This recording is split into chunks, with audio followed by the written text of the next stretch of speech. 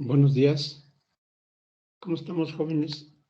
En esta cuarta semana hablaremos sobre los temas del estructuralismo, funcionalismo, ¿no? Son temas bien interesantes que estaremos trabajando en estas sesiones y sobre todo lo más importante, que son temas que darán un reforzamiento a las actividades de nuestro seminario de Sociología de la Administración Pública Contemporánea, ¿no? Fundamental el trabajo que estaremos realizando. Bueno, estructuralismo, funcionalismo, partiremos del concepto de estructuralismo, corriente sociológica que compara la realidad social con una estructura, digamos, una construcción de tipo social, en donde explora, describe, interpreta y comprende esta complejidad social. Y la realidad la vamos formando desde el sujeto que construye una teoría, estructuras estables a pesar de las desigualdades, ¿no? Ojo, muy importante, estructuras estables a pesar de las desigualdades. Utiliza el dogma como supuesto filosófico, leyes que gobiernan la estructura y la realidad como un todo estructurado, realidad que se transforma, realidad que se autorregula.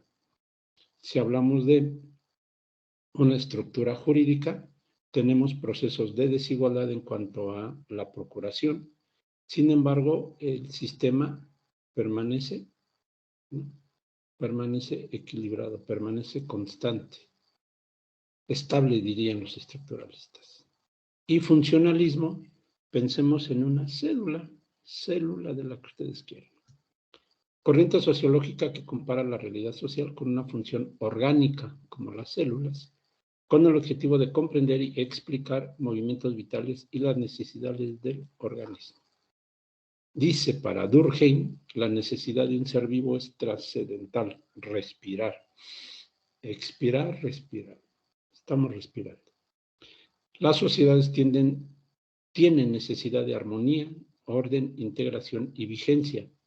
Explica la realidad, está corriente el funcionalismo, explica la realidad social con analogías de las ciencias naturales. Los componentes adquieren significado y sentido en relación con el todo. Ante cualquier alteración del sistema, se autoequilibra. El equilibrio es a través de la normalización humana, aceptando el status quo. Talcott Parsons, vamos a ver a Talcott Parsons. Él habla del individualismo institucionalizado, Talcott Parsons, y utilizando la corriente estructuralista funcionalista, este individualismo tiene que ver con la ciencia y la tecnología, los que nos da un elemento de éxito, de valor sin normas, lo que nos da un carácter universal, actitudes y metas, el logro. Entonces, el individualismo es un individualismo institucionalizado. Nos habla justamente de lo tradicional contra lo moderno. Comprende elementos compensatorios en las sociedades y dice que los individuos son un continuo evolutivo, diferente a progreso. Podemos evolucionar, pero no progresar, ¿no? Eso es muy interesante. Estamos evolucionando como seres humanos, como individuos, pero no estamos progresando, ¿no? Es como el campesino, con mucho respeto a los campesinos que trabajan la tierra por jornal o por riego, a lo mejor evolucionan los campesinos en el uso de tecnologías, a lo mejor llevan un tractor, pero no progresan los campesinos, ¿no? En términos económicos. O el día de hoy, los individuos, generalmente los caballeros, hombres, pues tenemos una profesión, tenemos un trabajo, tenemos bienes materiales, pero en términos de construcción social, de consciente colectivo, pues no hemos evolucionado porque seguimos manteniendo un modelo completamente machista, seguimos agrediendo a las mujeres, seguimos teniendo estos elementos de supuesta superioridad, llegan a casa y no hacen absolutamente nada, ¿no? Entonces el individuo es evolutivo, Pero tendría que ser esta evolución comparsa del desarrollo. No nos desarrollamos, solo crecemos, ¿no? Crecemos, pero no nos desarrollamos, ¿no? Fundamental.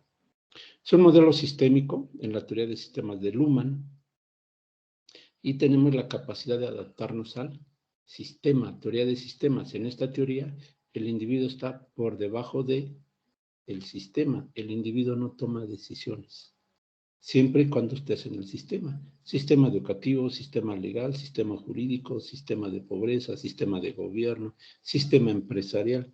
Pareciera que el individuo está subordinado a, ¿no? Entonces, aquí lo interesante es cómo el individuo, a través de una estructura de estratificación social, integra el modelo de la burocracia. Y entonces los burócratas, los que son burócratas o somos burócratas, estamos inmersos en el sistema burocrático.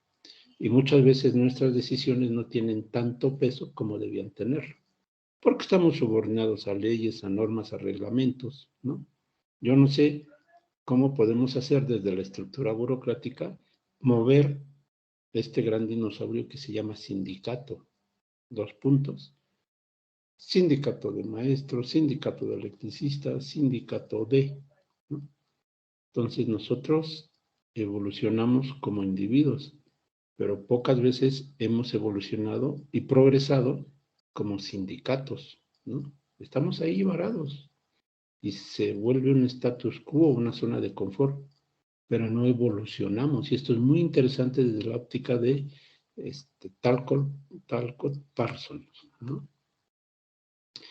La acción social, incremento de la racionalidad, asignación de roles y recompensa de los actores, y determinan la estructura social.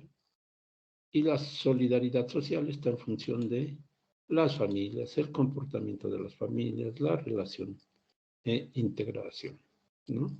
De estos elementos completamente diseñados para la realidad que estamos viviendo en este individualismo, ¿no? Completamente interesante. Merton, nos dice Merton, Robert Merton, las estructuras sociales son positivas, algunas son negativas e irreversibles. Ya no podemos volver atrás con los movimientos sociales, ¿no? No es negativo, pero es una forma de manifestación. Iniciaron en Francia en 1960, 65, las verdaderas revoluciones sociales.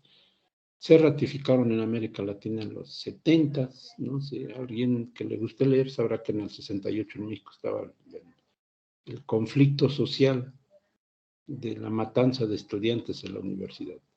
Y entonces son estructuras sociales que vienen a permear, a generar un cambio, un verdadero cambio. La sociología empírica, diría, críticas al funcionalismo.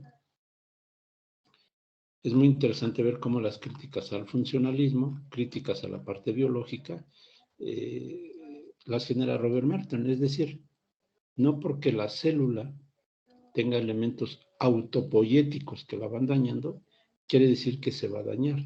En otras palabras, no porque seamos sindicalizados, quiere decir que me voy a mover en una zona de confort, en una burocracia burda, diría Max Weber, y me voy a sentar y no voy a producir, solo voy a cobrar, ¿no? Entonces es muy interesante ver cómo se da una crítica al funcionalismo. Debemos mejorar desde la parte interna, ¿no? Y buscar obviamente funciones socialmente positivas. Habla de la no función, consecuencias observadas y relevantes ahora en varios niveles de análisis. La no funcionalidad o la disfuncionalidad es el resultado entre las normas y los objetivos sociales e institucionales. Durkheim habla de la forma de actuar, sentir y pensar que son externos al individuo y se le imponen de forma coercitiva. Tipos de sociedad. La primitiva, es decir, la mecánica, una sociedad primitiva por parentesco directo, poca difusión de trabajo, división de trabajo, propiedad común y la religión tradicional. Y la moderna, la orgánica, se produce una diferenciación y especialización productiva en donde los individuos realizan diferentes actividades. Hay mayor libertad. Y entonces, a pesar de que estamos en el siglo XXI, determinadas estructuras sociales viven con una sociedad primitiva y muy mecánica, ¿no? Pensemos en Guerrero, por ejemplo, donde la sociedad primitiva, por parentesco, venden a las niñas, ¿no? A las jovencitas para que se casen, donde la estructura social del machismo es completamente, está inmersa en la cultura de estos habitantes, en donde las autoridades municipales, por ejemplo, emanan del poder que emite la iglesia, por ejemplo, ¿no? Entonces son sociedades primitivas, son con tendencia a la modernidad, pero no dejan de ser sociedades primitivas, ¿no? Para Weber, la acción social, el hecho social, tratan de entenderse desde la interpretación del sentido. ¿Qué sentido le damos a la procuración de justicia? ¿Qué sentido le damos a la pobreza? ¿Qué sentido le damos a la administración pública? ¿Qué sentido le damos a la creciente credencialización de los funcionarios, ¿no? Ya no es sorprendente ver que en el servicio público tenemos licenciados, maestros, doctores, ¿no? Y pareciera que nuestro sistema administrativo ha cambiado, es moderno, está progresando. Pero ¿qué sentido tiene entonces tener tantos especialistas cuando se le critica mucho al sector público la inmensa corrupción que existe, ¿no? Son preguntas que pueden llevarnos a una investigación sobre la parte funcionalista, ¿no? Muy interesante. Comte, el buen Comte, habla sobre la sociología, la observación, experimentación y comprobación, y él habla de orden y progreso, leyes que gobiernan acciones y reacción del sistema social y leyes de la sucesión de los fenómenos. Carlos Marx, él habla de transformar la naturaleza utilizando los medios de producción, relación del hombre y la producción. Identifica al ser humano como el factor trabajo, relaciones de producción, organización y modo de producción. Y entonces es interesante ver cómo este autor, el buen Carlos Marx, que para muchos es solo Marx, generó toda una discusión científica sobre el entendimiento de las estructuras sociales, los que poseen los medios de producción, los que no los poseen, y entonces mi único elemento para mantenerme con vida en esta estructura social en términos económicos es mi trabajo, mi salario, ¿no? Y entonces en América Latina particularmente, aunque inicia en Alemania, en Europa, particularmente en América Latina, se da una segunda oleada de las obras marxistas. Se habla del liberalismo económico, factor trabajo, mercancías, la famosa mercancía, el fetichismo. Apenas en estos días se corrió la Fórmula 1 en México y oh, sorpresa, ¿no? Si te tomas una foto allí en la Fórmula 1, oh, sea, vivo en un país con 56% de pobres en México, ¿no? Pero yo me tomo una foto en la Fórmula 1 y entonces a un producto, a un servicio le das un sentido de fetiche, ¿no? La foto en la Fórmula 1 en la Ciudad de México, donde están corredores a nivel mundial, pues me da un sentido de pertenecer al primer mundo, ¿no? Y eso es muy interesante. O los que traen su iPhone 12, 13, o sea, ¿qué te pasa, maestro campero? Yo traigo mi iPhone 13, ¿ves? Y en este estoy perteneciendo al mundo, al primer mundo, porque traigo tecnología que el mundo me está dando. Y entonces se da una cosificación, se cosifican las cosas y mi forma de vida, mi estructura social, mi crecimiento, mi racionalidad está en función de la cosa. Y la cosa se llama iPhone 3 y la cosa se llama Gran Premio de México y la cosa se llama coche nuevo. Y entonces lo que en un momento dado es nivel de vida se vuelve un elemento fetichista. Y no hablemos de marcas, ¿no? Porque cuando le ponemos una marca a la cosa, pues ya se vuelve más interesante. Yves Saint Laurent, por ejemplo, Pierre Cardin, Givenchy, ¿no? Entonces le vas poniendo un nombre a la cosa y entonces, diría Marx, nos volvemos elementos del fetichismo porque yo traigo un perfume, una camisa, Pierre Cardin, ¿no? Oscar de la Renta, y además traigo mi teléfono iPhone 13 y además participé en el Gran Premio de México. Y entonces las relaciones sociales se empiezan a entender desde el neomarxismo, pensando del otro lado que tenemos a una gran cantidad de pobres que no pueden estar inmersos en la cosificación. Entonces, ¿qué nos dice lo posmoderno? Teoría subjetiva del método científico de Marx, lo político por encima de lo económico. El día de hoy es muy interesante ver que a nivel federal y algunos estados anteponen lo político por lo económico. Un discurso separador, la famosa lucha de clases, ¿no? No es gratis que se esté criticando ahorita a la UNAM como primera universidad en América Latina en la década de los 60 que pugnó por el neoliberalismo, ¿no? Prueba de ello que tenemos un presidente que salió de esta universidad en economía, neoliberal, perdón, neomarxista, ¿no? Con ideas que en el día de hoy en el mundo habría que sustentarlas bien, ¿no?